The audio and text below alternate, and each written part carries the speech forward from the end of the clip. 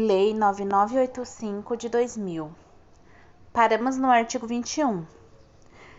A reserva particular do patrimônio natural é uma área privada gravada com perpetuidade com o objetivo de conservar a diversidade biológica.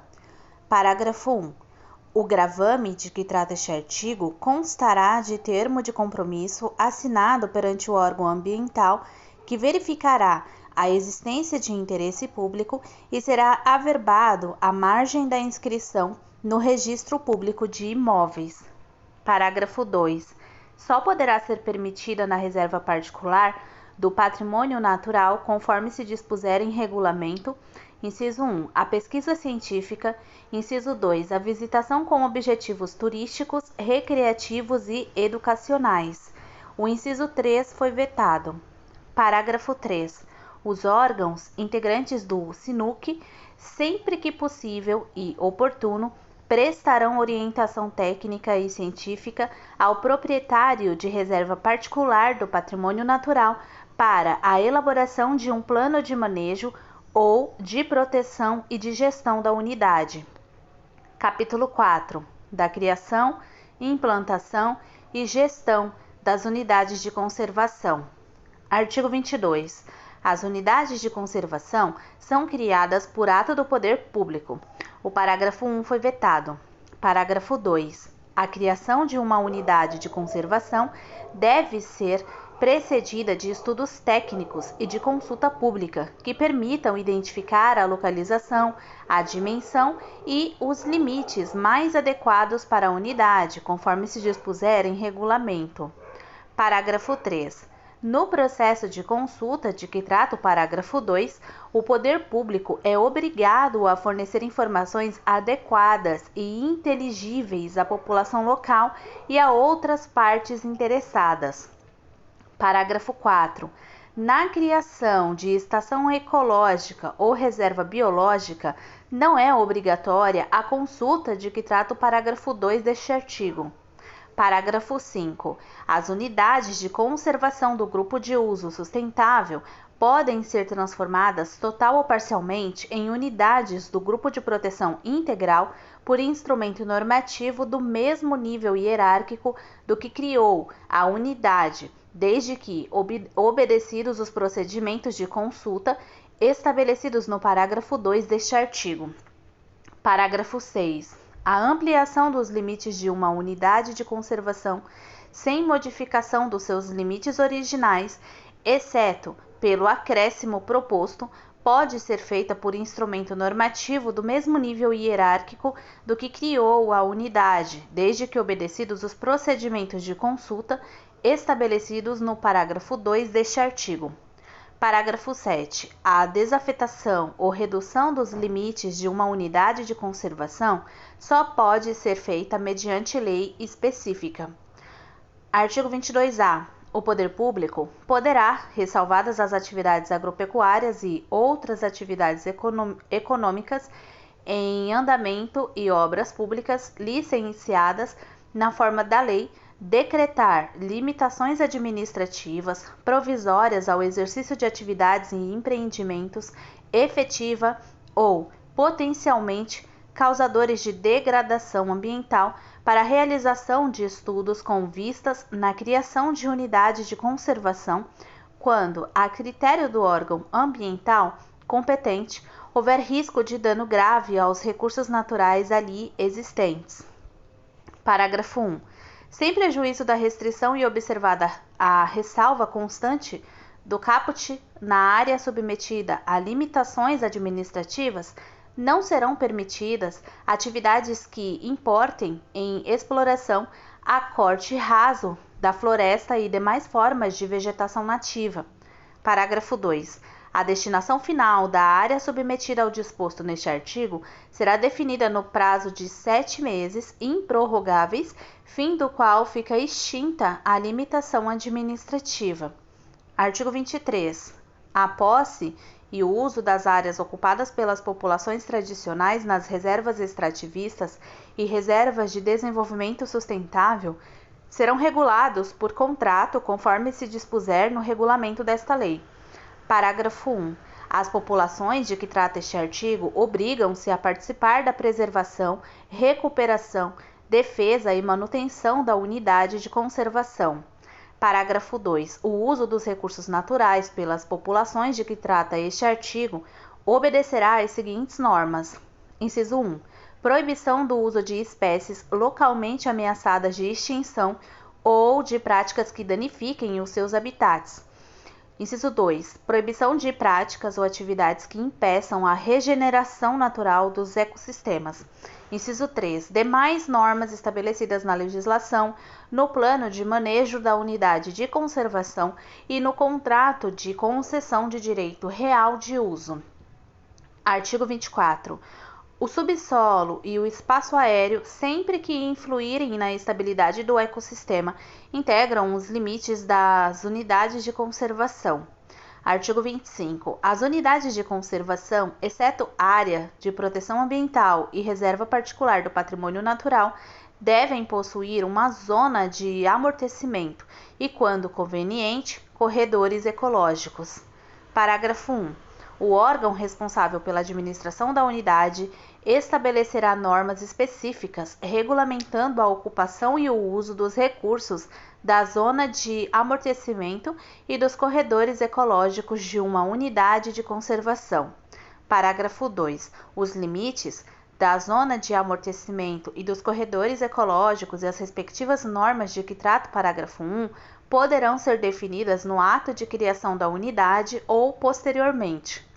Artigo 26. Quando existir um conjunto de unidades de conservação de categorias diferentes ou não, próximas, justapostas ou sobrepostas e outras áreas protegidas, públicas ou privadas, constituindo um mosaico, a gestão do conjunto deverá ser feita de forma integrada e participativa, considerando-se os seus distintos objetivos de conservação, de forma a compatibilizar a presença da biodiversidade, a valorização da sociodiversidade e o desenvolvimento sustentável no contexto regional. Parágrafo único. O regulamento desta lei disporá sobre a forma de gestão integrada do conjunto das unidades. Artigo 27. As unidades de conservação devem dispor de um plano de manejo. Parágrafo 1. O plano de manejo deve abranger a área da unidade de conservação, sua zona de amortecimento e os corredores ecológicos, incluindo medidas com o fim de promover a sua integração à vida econômica e social das comunidades vizinhas. Parágrafo 2. Na elaboração, atualização e implementação do plano de manejo das reservas extrativistas, das reservas de desenvolvimento sustentável, das áreas de proteção ambiental e, quando couber, das florestas nacionais e das áreas de relevante interesse ecológico, será assegurada a ampla participação da população residente. Parágrafo 3. O plano de manejo de uma unidade de conservação deve ser elaborado no prazo de 5 anos, a partir da data de sua criação. Parágrafo 4. O plano de manejo poderá dispor sobre as atividades de liberação planejada e cultivo de organismos geneticamente modificados nas áreas de proteção ambiental e nas zonas de amortecimento das demais categorias de unidade de conservação, observadas as informações contidas na decisão técnica da Comissão Técnica Nacional de Biossegurança, o CTN-Bio, sobre: inciso 1.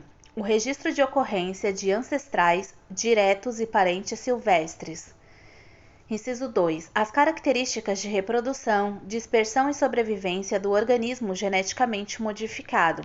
Inciso 3. O isolamento reprodutivo do organismo geneticamente modificado em relação aos seus ancestrais diretos e parentes silvestres. E, inciso 4. Situações de risco do organismo geneticamente modificado à biodiversidade. Artigo 28. São proibidas nas unidades de conservação quaisquer alterações, atividades ou modalidades de utilização em desacordo com os seus objetivos, o seu plano de manejo e seus regulamentos. Parágrafo único. Até que seja elaborado o plano de manejo, Todas as atividades e obras desenvolvidas nas unidades de conservação de proteção integral devem se limitar àquelas destinadas a garantir a integridade dos recursos que a unidade objetiva proteger, assegurando-se às populações tradicionais, porventura residentes na área, as condições e os meios necessários para a satisfação de suas necessidades materiais, sociais e culturais. Artigo 29.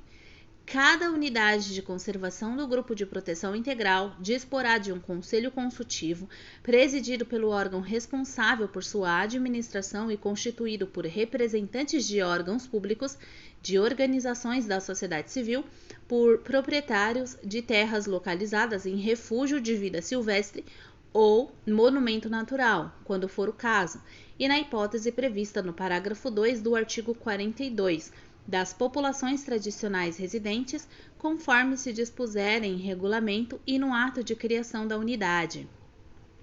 Artigo 30. As unidades de conservação podem ser geridas por organizações da sociedade civil de interesse público com objetivos afins aos da unidade mediante instrumento a ser firmado com um órgão responsável por sua gestão. Artigo 31. É proibida a introdução nas unidades de conservação de espécies não autóctones. Parágrafo 1. Excetuam-se do disposto neste artigo as áreas de proteção ambiental, as florestas nacionais, as reservas extrativistas e as reservas de desenvolvimento sustentável, bem como os animais e plantas necessários à administração e às atividades das demais categorias de unidades de conservação, de acordo com o que dispuser em regulamento e no plano de manejo da unidade. Parágrafo 2. Nas áreas particulares localizadas em refúgios de vida silvestre e monumentos naturais, podem ser criados animais domésticos e cultivadas plantas considerados compatíveis com as finalidades da unidade, de acordo com o que dispuser o seu plano de manejo. Artigo 32. Os órgãos executores articular-se-ão com a comunidade científica com o propósito de incentivar o desenvolvimento de pesquisas sobre a fauna e a flora, e a ecologia das unidades de conservação e sobre formas de uso sustentável dos recursos naturais, valorizando-se o conhecimento das populações tradicionais. Parágrafo 1. As pesquisas científicas nas unidades de conservação não podem colocar em risco a sobrevivência das espécies integrantes dos ecossistemas protegidos. Parágrafo 2. A realização de pesquisas científicas nas unidades de conservação, exceto áreas de proteção ambiental e reserva particular do patrimônio natural, depende de aprovação prévia e está sujeita à fiscalização do órgão responsável por sua administração. Parágrafo 3. Os órgãos competentes podem transferir para as instituições de pesquisa nacionais, mediante acordo, a atribuição de aprovar a realização de pesquisas científicas e de credenciar pesquisadores para trabalharem nas unidades de conservação. Artigo 33. A exploração comercial de produtos, subprodutos ou serviços obtidos ou desenvolvidos a partir dos recursos naturais, biológicos, cênicos ou culturais ou da exploração da imagem de unidade de conservação, exceto área de proteção ambiental e reserva particular do patrimônio natural, dependerá de prévia autorização e sujeitará o explorador a pagamento, conforme disposto em regulamento. Artigo 34. Os órgãos responsáveis pela administração das unidades de conservação podem receber recursos ou doações de qualquer natureza, nacionais ou internacionais, com ou sem encargos, provenientes de organizações privadas ou públicas ou de pessoas físicas que desejarem colaborar com a sua conservação. Parágrafo único. A administração dos recursos obtidos cabe ao órgão gestor da unidade e estes serão utilizados exclusivamente na sua implantação, gestão e manutenção. Artigo 35. Os recursos obtidos pelas unidades de conservação do Grupo de Proteção Integral mediante a cobrança de taxa de visitação e outras rendas decorrentes de arrecadação, serviços e atividades da própria unidade serão aplicados de acordo com os seguintes critérios. Inciso 1. Até 50% e não menos que 25% na implementação, manutenção e gestão da própria unidade. Inciso 2. Até 50% e não menos que 25% na regularização fundiária das unidades de conservação do grupo. Inciso 3. Até 50% e não menos que 15% na implementação, manutenção e gestão de outras unidades de conservação do Grupo de Proteção Integral. Artigo 36. Nos casos de licenciamento ambiental de empreendimentos de significativo impacto ambiental, assim considerado pelo órgão ambiental competente com fundamento em estudo de impacto ambiental e respectivo relatório EIA/RIMA, o empreendedor é obrigado a apoiar a implantação e manutenção de unidade de conservação do Grupo de Proteção Integral, de acordo com o disposto neste artigo e no regulamento desta lei. Parágrafo 1. O montante de recursos a ser destinado pelo empreendedor para esta finalidade não pode ser inferior a 0,5% dos custos totais previstos para a implantação do empreendimento, sendo o percentual fixado pelo órgão ambiental licenciador de acordo com o grau de impacto ambiental causado pelo empreendimento. Parágrafo 2. Ao órgão ambiental licenciador compete definir as unidades de conservação a serem beneficiadas, considerando as propostas apresentadas no EIA/RIMA e ouvido o empreendedor, podendo inclusive ser contemplada a criação de novas unidades de conservação. Parágrafo 3. Quando o empreendimento afetar a unidade de conservação específica ou sua zona de amortecimento, o licenciamento a que se refere o caput deste artigo só poderá ser concedido mediante autorização do órgão responsável por sua administração e a unidade afetada, mesmo que não pertencente ao Grupo de Proteção Integral, deverá ser uma das beneficiárias da compensação definida neste artigo. Parágrafo 4. A obrigação de que trata o caput deste artigo poderá, em virtude do interesse público, ser cumprida em unidades de conservação de posse e domínio públicos do Grupo de Uso Sustentável, especialmente as localizadas na Amazônia Legal.